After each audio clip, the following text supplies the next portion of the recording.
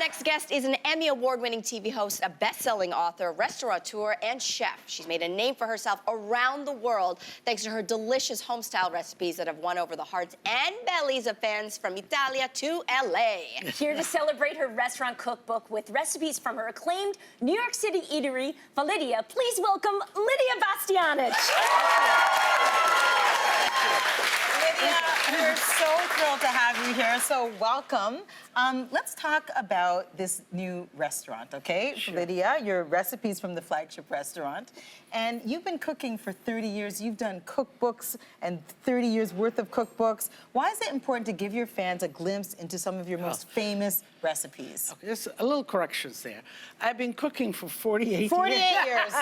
48 years. And the restaurant is actually 38 years. That's Yes. what's so amazing about Yes. this restaurant, Lydia. That's where I first became kind of chef, a woman chef. Yeah, which was huge. At that time, in 1981. And the recipes that I used in my cooking, even till this day, it's recipes of the home, that we cooked at home. You know, in the restaurants, you embellish it a little bit. But in this book, I included the restaurants that I cannot take off the menu from Lydia, and I made them really simple back so people can cook them in their house. I love that. And have the flavor of Lydia in their house. So they can pull it off easily, because I look at this and I'm intimidated. No, what are you intimidated? Why? Look at it, Lydia. Like, it looks fabulous. You can do this. Okay, if you say I can do it, I can do it. You can do it. Okay, okay. I mean, you brought up the fact that, I mean, we were talking about women running restaurants. You're running your family's second restaurant in Manhattan, let alone in the world.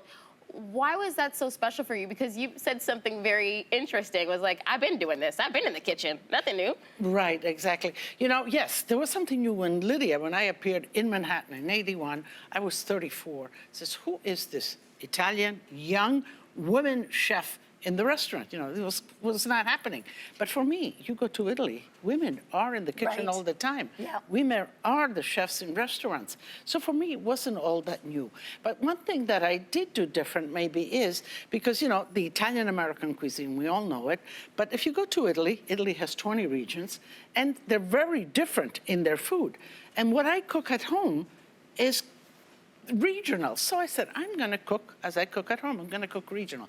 And that's what made the difference. You know, the journalists, what is she cooking? Polenta, gnocchi, risotto. In that time, in '81, not much of that was cooked, you know? There's a lot of Italian-American stuff, not regional. Exactly. That's beautiful. Exactly. Now, before we dig into this delicious food, we've noticed that there's maybe a little aperitivo here for each of us. Absolutely. Can you tell us what we're about to enjoy? The way to start in Italy is always a little glass.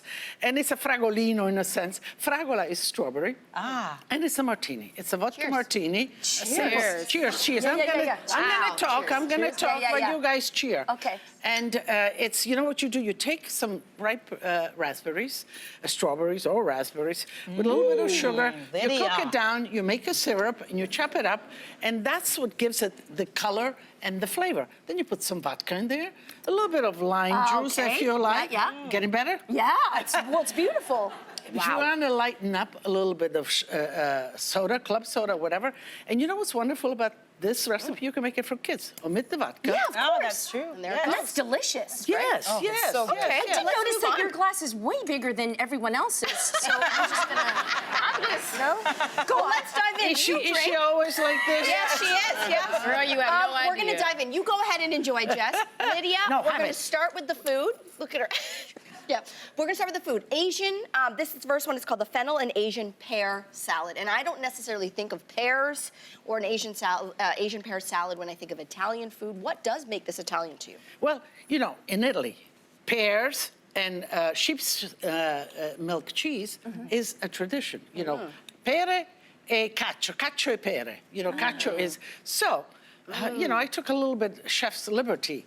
The cacio, the cheese is there. I put a little bit of fennel in there too to give it that crunch.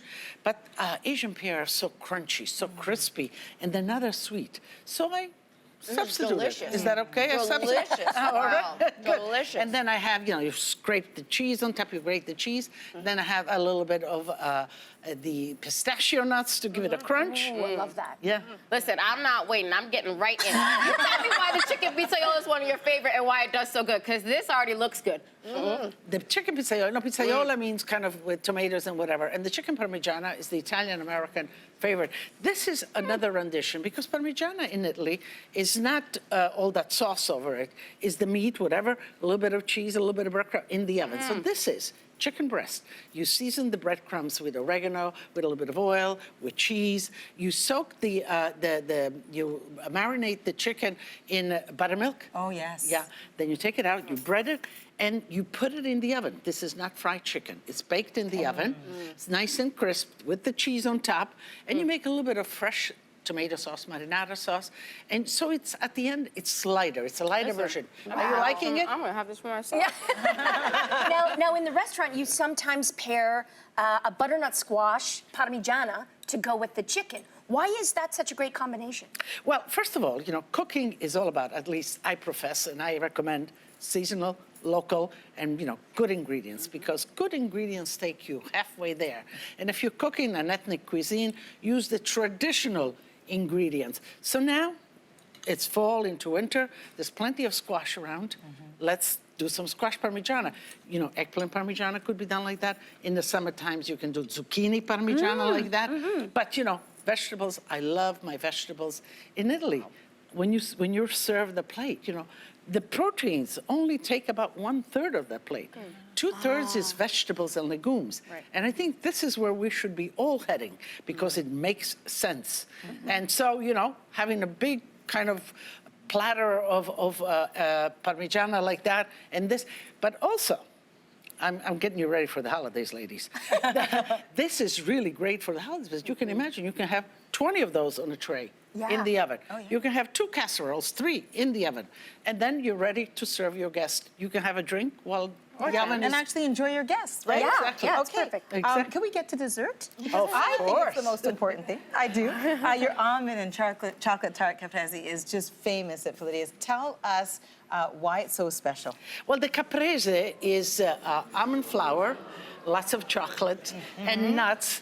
It's the Italian rendition, if you will, of a brownie. Who doesn't love a brownie? Yeah, who doesn't love a brownie? Okay. I would put a little bit, that's it. Should I a little get the bit- whipped cream? A little Did you bit. notice I was reaching for it already?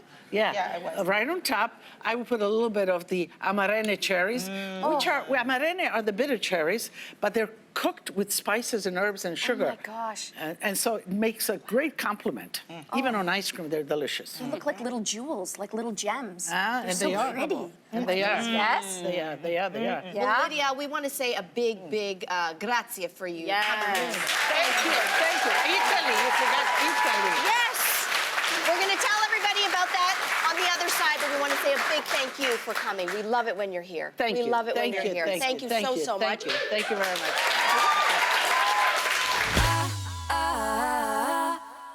Our next guest is the best-selling author of a whopping 13 cookbooks, renowned restaurateur, and a multi-Emmy Award-winning television host. But her journey to the top was far from easy. Here with some incredible stories from her new memoir, Lidia, A Life of Love, Family, and Food. Please welcome back to the show, Lidia Bastianich.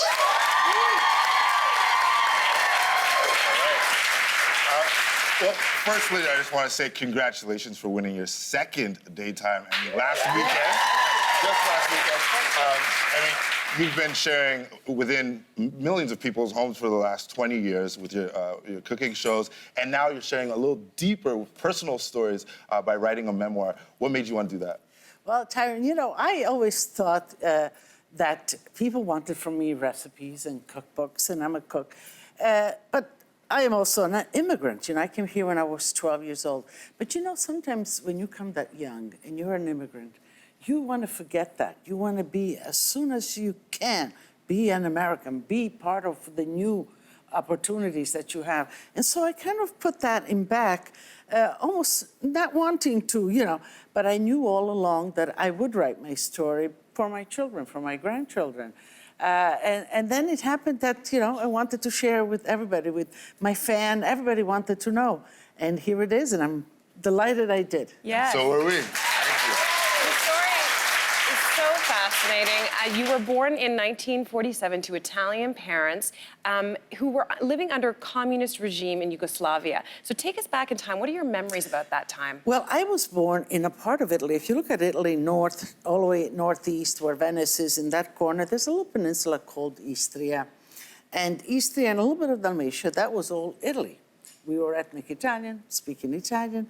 And after the war, Italy lost the war. That whole part was given to the newly formed communist Yugoslavia by the Paris Treaty in 1947. So I was just on that cusp when we kind of became under the communism. And, you know, I think it was really oppressive. They changed our name. We couldn't speak Italian. We couldn't practice our religion. And so it was kind of an oppressed upbringing. But my mother was an elementary school teacher. And I guess she sensed children. She put myself and my brother in a little town outside the big city where nobody could see us with grandma. And there, you know, I had a really idyllic childhood in the sense of I was with nature. Grandma cooked and raised everything for food for the whole family. So I had goats, I had pigs, I had chickens, ducks, you know, trees, fig trees, apple trees. Grandpa made olive oil. I would dunk my bread in the fresh. So that part, as far as really maybe brought me closer to who I ultimately became. Now, Your parents were living in constant fear of, understandably, of being arrested, and those fears came true when your father was arrested when the police suspected him of being a capitalist. So they decided to flee to Italy. They had this whole elaborate plan put together, but they didn't tell you what it was. So what did they actually tell you? Okay. So my father did have 2 trucks a little bit, and so he, in their sensibility, he was a capitalist. They took away the truck, put him in jail for about 6 weeks, and so they got frightened. So they made a plan, but didn't tell us. My mother, my brother, and I got the visa to go to visit family on the other side of the border, supposedly a sick aunt. Now, they wouldn't leave the whole family go because, one, somebody had to remain as a hostage. Otherwise, they knew we wouldn't return. And that was my father. So we went to Trieste. We saw my aunt. My aunt looked perfectly fine, nothing wrong with that. But, you know, we were kids, we didn't know. But 2 weeks later, in the middle of the night, I remember the door was knocking, and there was my father. He fell on the floor. He had just literally escaped the border by walking. Over 60 miles, he was kind of all torn and muddy and all of that. And then I realized that, you know, well, we're not going anywhere because Dad came to join us, and we are going to stay here. And that's when I realized that I wasn't going back. Yeah. And then all of this continues because, Lidia, your parents refuse Yugoslavian citizenship. And what that means is you become refugees. It means that you have no identification paper. Right. So tell us more about that, because you were then placed in a refugee camp. And that camp had once been the only Nazi camp, concentration camp in Italy. Do you remember what that was like being there? I remember everything. I remember because, you know, again, I was 10, and we lived for the moment with this aunt, and she was very kind, but they had to make a decision. We went to the police to claim that, you know, what are we to do now? My father had no papers, and they registered us in the political refugee camp called San Saba, which was a previous Nazi camp. And there, it was, you know, it was sad. It was sad in the sense that it was, I remember there was a big hallway, a big kind of brick hallway with a big, what do you call, gate. And in there, it was dark, it was musty, it was kind of, it always smelled of mildew.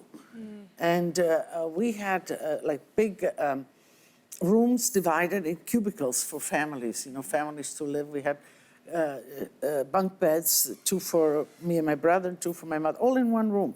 We had downstairs the main mensa where everybody went online for food. And we stayed there for 2 years until ultimately, you know, where are we going to go? And it was a few countries that were taking. It was Australia, Canada, U.S., and Belgium for some reason. We got the visa to go to the United States. And in 1958, we were taken actually to the United States. We were in Trieste there. We were taken to the United States by the Catholic Charities and the Red Cross because we had nobody here.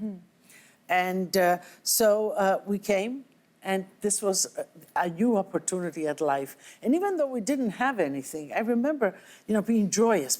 Oh, now I'm going to have a home. Now I'm going to find some friends. Now I'm going to make, we're going to make a life. My parents are going to be happy because, as children, you see when your parents are worried and all of that.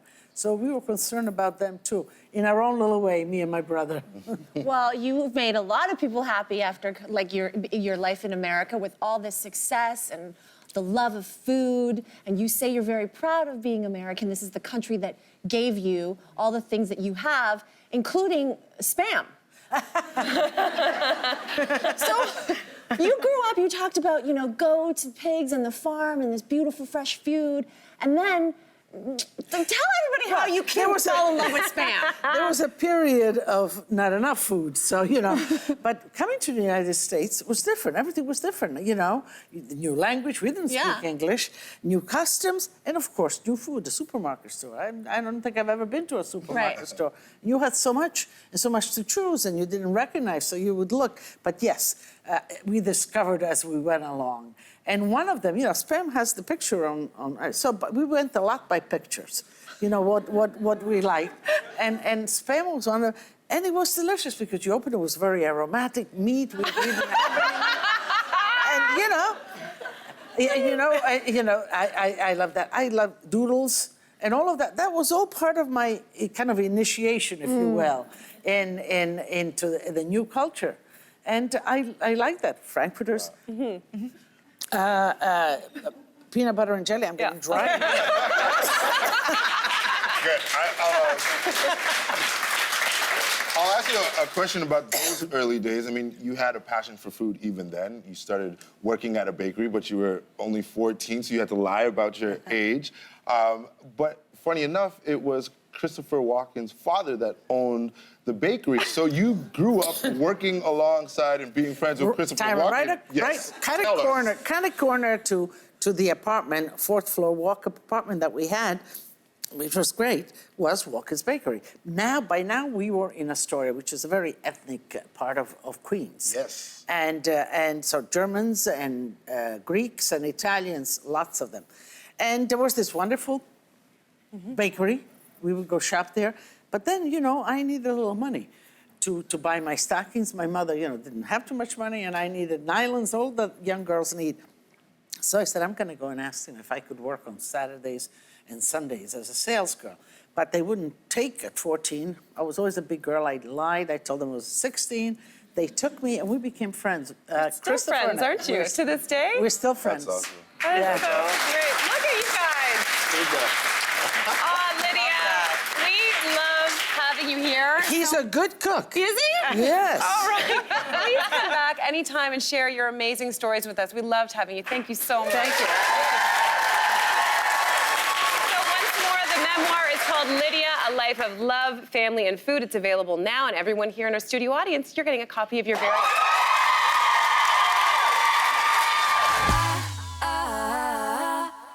Our next guest is one of the most beloved Italian chefs of our time. She's an Emmy Award-winning television host, best-selling cookbook author, restaurateur, and owner of a food and entertainment empire. She's here to share recipes from her latest cookbook, Lydia's Celebrate Like an Italian. Please welcome to the show, Lidia Bastianich. So Lydia, I gotta ask you. The book, your book it's all about celebrating, how to celebrate like an Italiano, So tell me, what am I missing? Like how? You need a lot of training. Okay. In Italian, that is. Okay.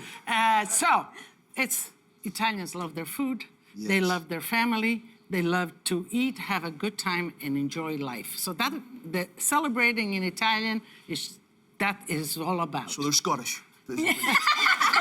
They love music, yeah. Yeah, they love music, absolutely. Well, so why don't we start? In fact, before we begin, Italians love to start their meal with an aperitivo. Yes. And you have brought one for all of us. Thank you. Yes. And it is called vin brûlé. What's in this? Vin brûlé. It's wine. It doesn't have to be the best. That is kind of mulled, cooked with cinnamon, orange rinds, anise seeds, and it's nice and warm to warm you up. But you guys are hot this morning, so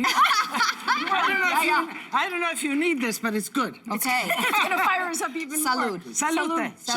Salute. So you see, nice and warm when your guests come, they can warm their hands. Isn't it good? Huh? Isn't it good? I know how it tastes. Yeah. Now, I want to ask you about Julia Child because she was a good friend of yours. And in fact, many people kind of refer to you as the Julia Child of Italian cooking because the same way she introduced North America to French cooking, you did that for Italian food. So how did she help you out when you were first starting out? Well, that's an honor to be compared. But when I opened my restaurant for Lidia in '81 in Manhattan, I cooked the real regional Italian food. You know, Italian food was the Italian-American food. So she came, James Beard came, to see what is this woman, what kind of Italian is she cooking? And she fell in love with the risotto, so much so that she wanted to learn. She came to my house, I taught her, we became friends, and ultimately she invited me to be on her show, the MasterChef series, and this is how I got my show. Wow. Incredible. Okay, so now we're going to go from the aperitivo to the stuzzicini.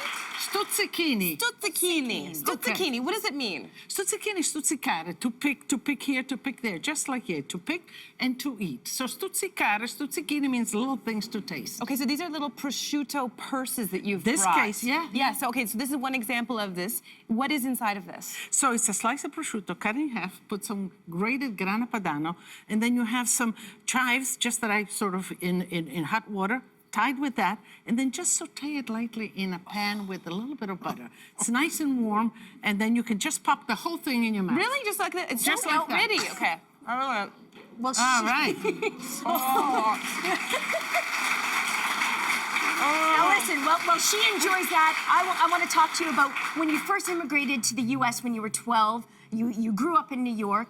And back then in the 50s, 60s, and 70s, we didn't sort of have the Italian ingredients that we're used to seeing in stores now. So how did you make do? What did your Italian food look like then? Well, you know what? When I first came, I thought this Italian cuisine is a little strange. Yeah. It's not what I was used to.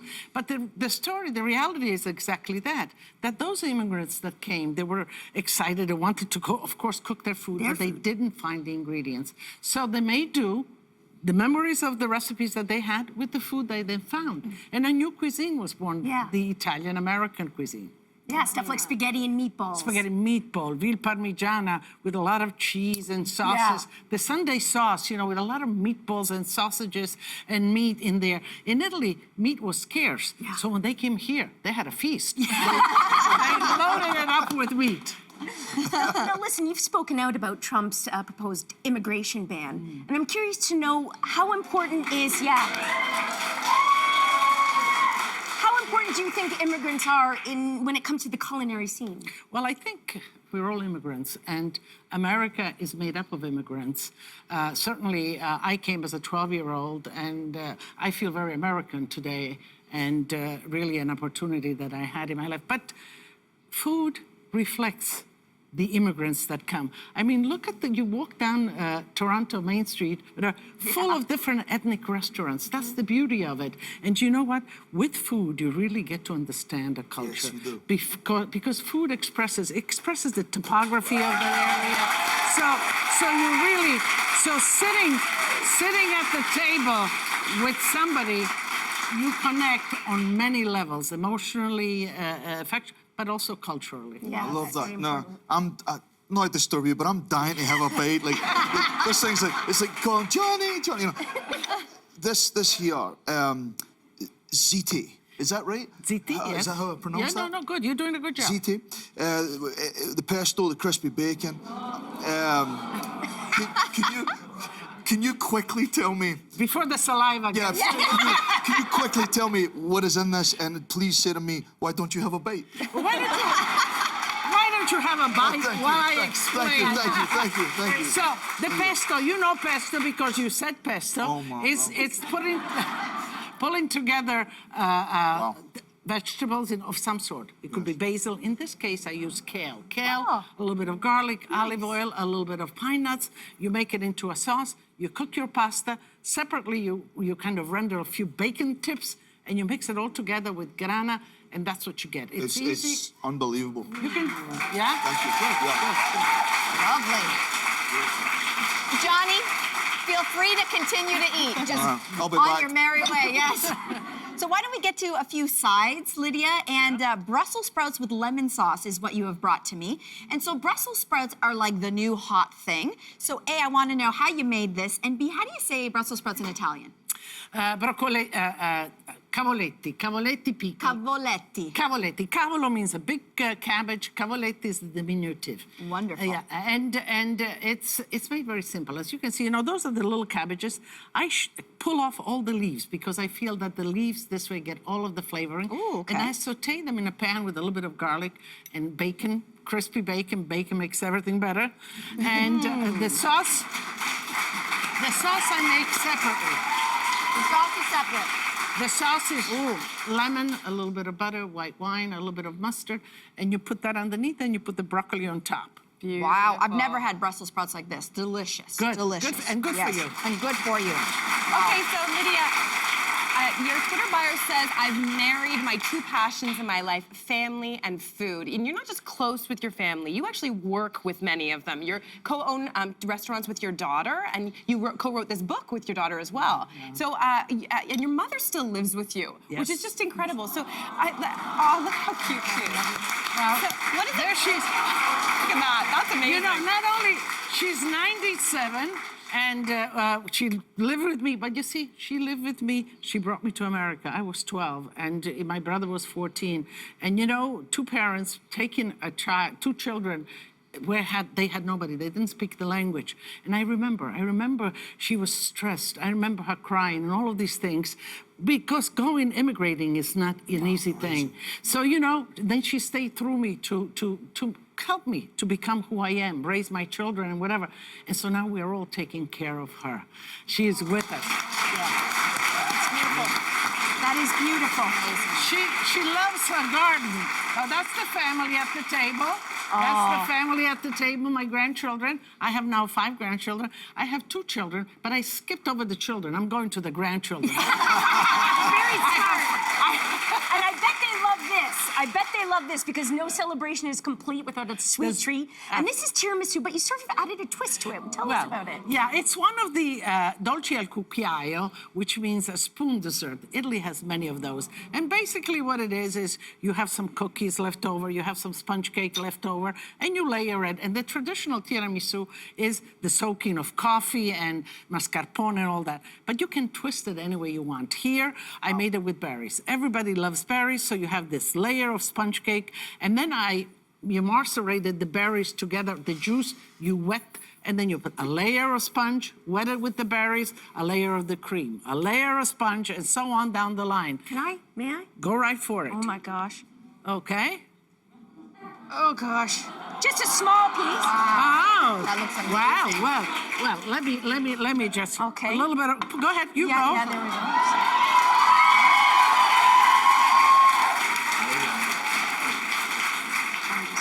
All right. What's Italian for shell? So, So as you guys are enjoying this, though, I know that there's something Italians say when they're just about to start to dig into a meal. What is that line in Italian, Lydia? Tutti a tavola a mangiare. Tutti a tavola a mangiare. Great. That's easy. Can I hear you?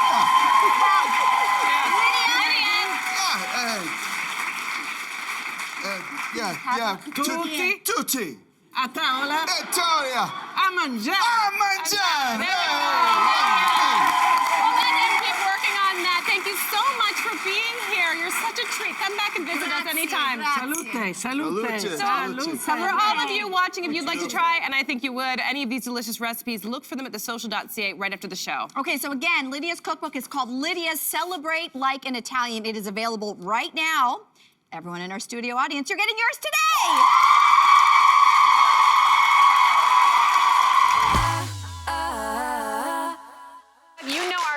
guest as one of the most beloved Italian chefs of our time. She's an Emmy Award-winning TV host, best-selling cookbook author, James Beard Award winner, and restaurateur. Yes. Yes, I love that. Okay, and today is our lucky day. I skipped breakfast for this because she's here with her recipes from her remarkable 16th cookbook, Lydia's From Our Family Table to Yours. Please welcome back to the show, celebrity chef Lidia Bastianich. Good to see you.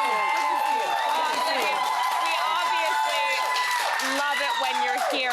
And we also love the fact that you have always said that you married your two passions in life, family and food. And you bring these two together in this cookbook, like everything you do. And this cookbook, you wrote it with your daughter. So I want to know, what did a typical family dinner look like in your household? Well, there's a big table, and it looks like this and more. Just, family style at the table.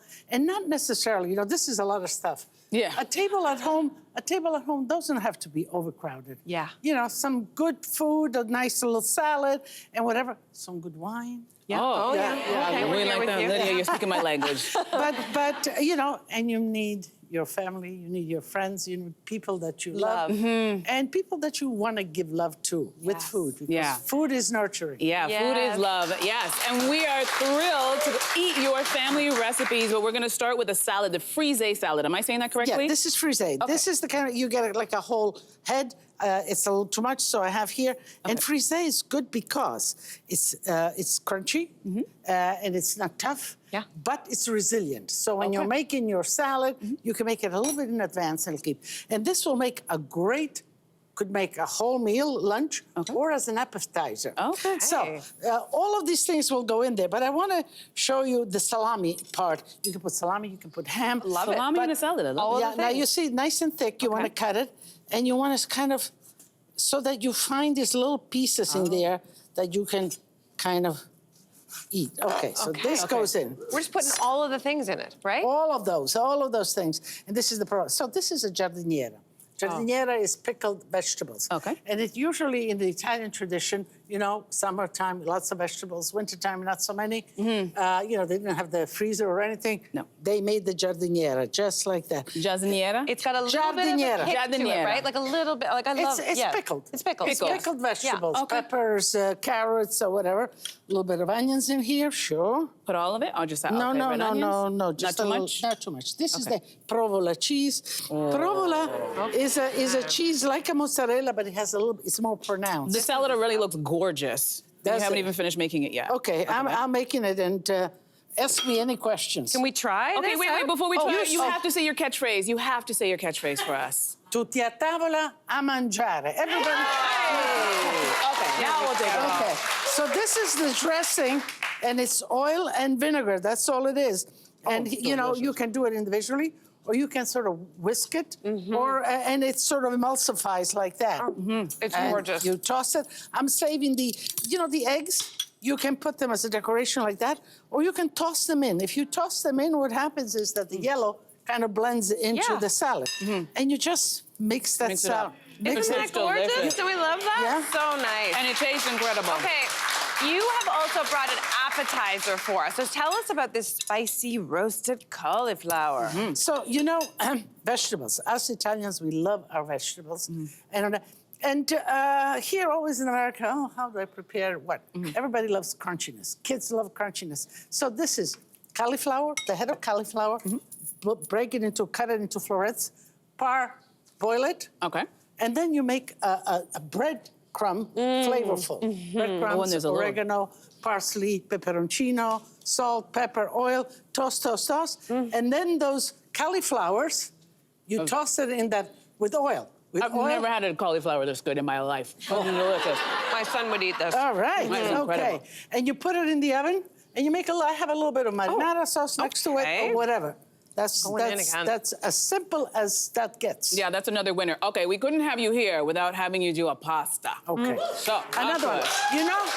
Now, I am here because these are all recipes in the book. And my book this book is dedicated actually to my mother. My mother passed away 2 years ago. You watch the show, you know my mother.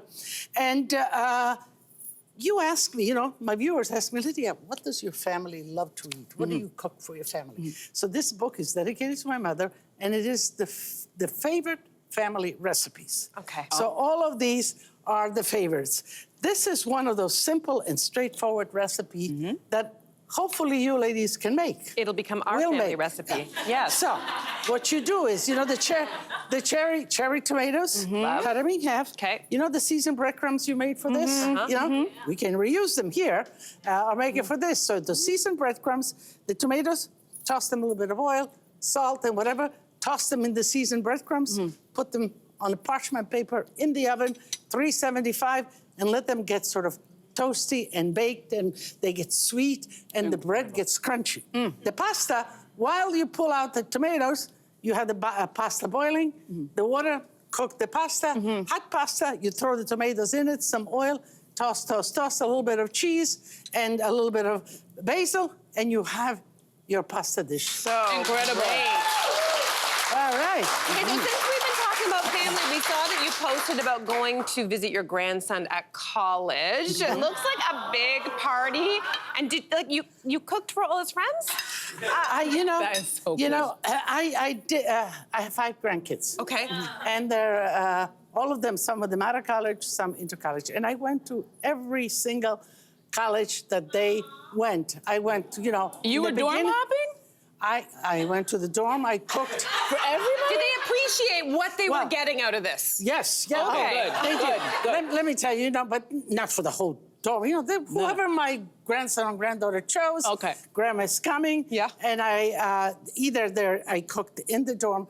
And let me tell you, that was challenging. I can only imagine. I came up with all my kind of equipment, the products, and I said, okay, where's the kitchen? So we went down to the kitchen. The sink was like this. Of course. Dirty. I had to clean up first. But, of course. But we did that, and I did it for all of the kids, and there's 2 left, and I visit. Sometimes I take them out, to dinner, whatever. But yes, it's about food and those family. kids and getting to know because I think one of the most important part as a parent, as a grandparent, is know who your kids hang out with. Yes. Get to know them. Yeah. And food will bring all of them wherever you're calling them, especially at that age. Yeah. And I do That it. would bring me out. I would skip all the exams teacher food. I'd be like, I'm out of here. All right. So who doesn't love a roast chicken?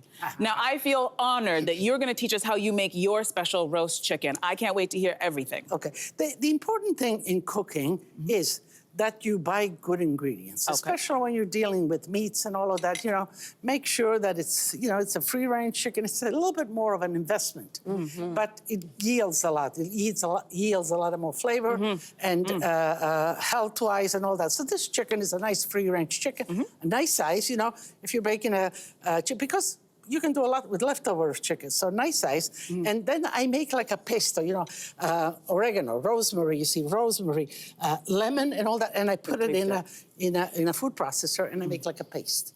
And with a little bit of oil, salt and pepper, and then I stick it under the skin. I rub the whole chicken in, out. I put the lemon, I put the whole thing in the oven and let it get nice and crisp like that. So you have vegetables and chicken. It's delicious, incredible, so delicious. Lydia, we always love having you. Thank you so much for coming and making all of our mouths water from delight. Thank you so much. Oh, my pleasure, my pleasure. So, Lydia's From Our Family Table to Yours is available now, and good news for our studio audience, Lydia is sending everyone home with a signed copy.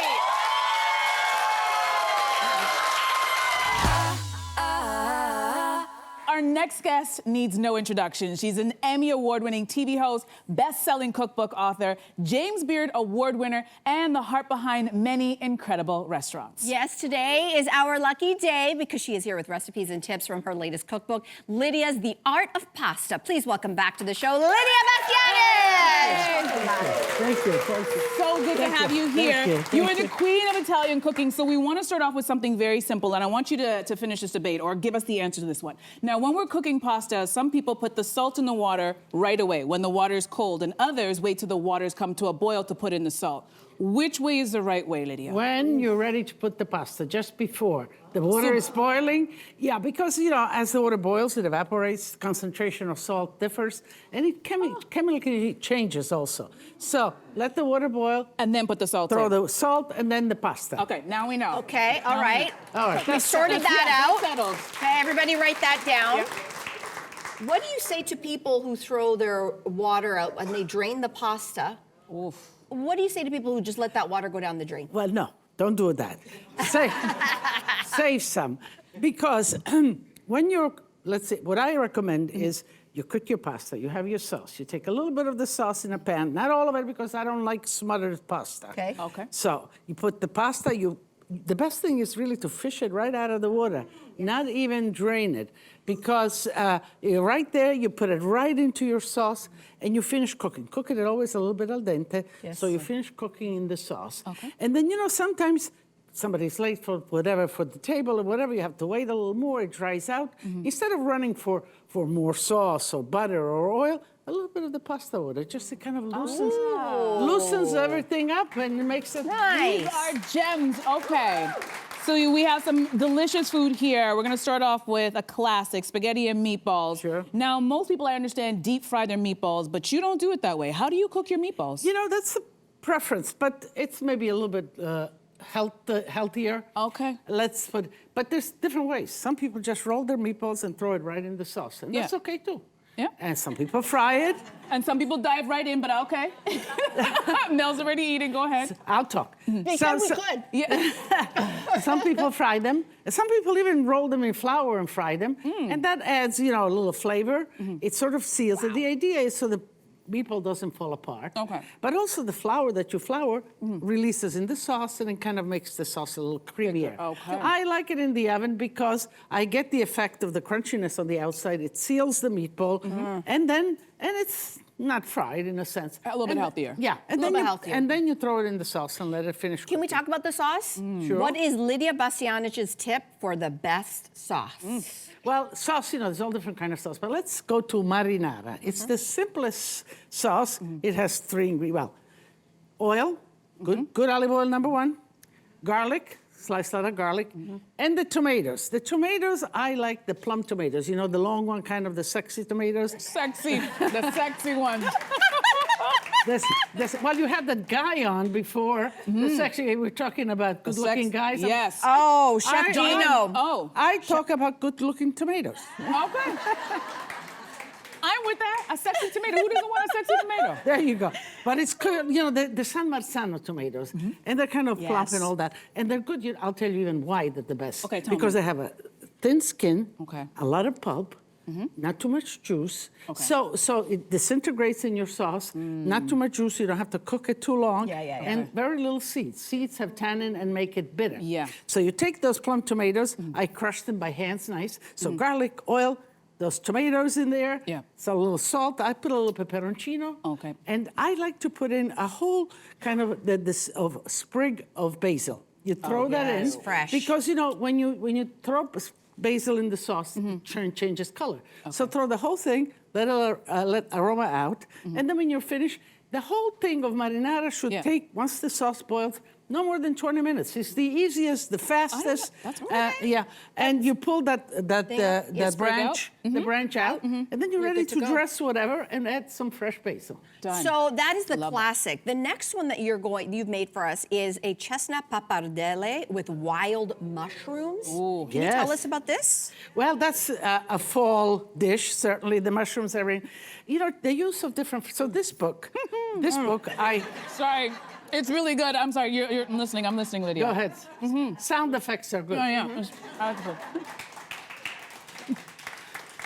So it's the fall, and the mushrooms are fine. But the different flavors, flours that we use in pasta, you know, in this book, I give you all those options. I give you fresh pasta, and I give you dry pasta, and I give you different sauces to use with the pasta, the shapes and all of that. Okay. So this is a fresh pasta.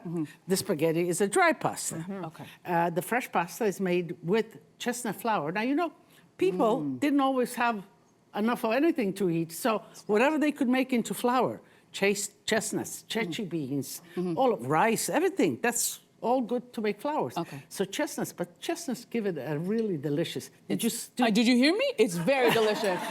She's not lying. It's so a good. little sweet. Huh? Yeah, a It's little sweetness to it. It tastes So so good. good. Yeah, and it's light, Yeah, it's beautiful. All right, so our final dish, you brought a cavatappi mixed with herb, pesto, and broccoli. Did I say that properly? Cavatappi. Brava. Okay, good. Brava. Good job. Cavatappi.